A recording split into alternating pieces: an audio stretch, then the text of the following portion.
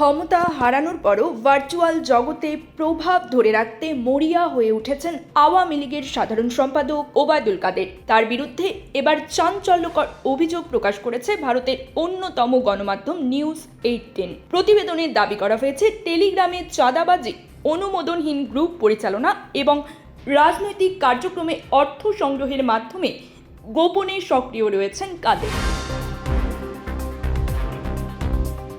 News 18 জানায় 5 August Sheikh হাসিনার ভারতে আশ্রয় নেওয়ার 1 বছর পূর্তির আগেই আওয়ামী লীগের অভ্যন্তরে চরম বিশৃঙ্খলা তৈরি হয়েছে।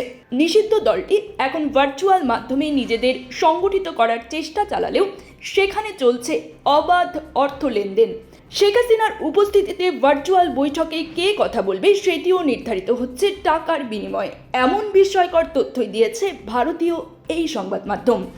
সূত্র বলছে, টেলিগ্রামে প্রতিদিন রাত 9টা থেকে গভীর রাত পর্যন্ত চলে দলীয় আলোচনার সেশন। কিছু গ্রুপের সদস্য সংখ্যা 30,000-এরও বেশি। সেখানে নিয়মিত বক্তব্য রাখেন ওবায়দুল কাদের। প্রায় ঢাকা ঘেরাও কর্মসূচির ডাক দেন তিনি, কিন্তু কোনো নির্দিষ্ট পরিকল্পনা না থাকায় তা গুরুত্ব হারিয়েছে।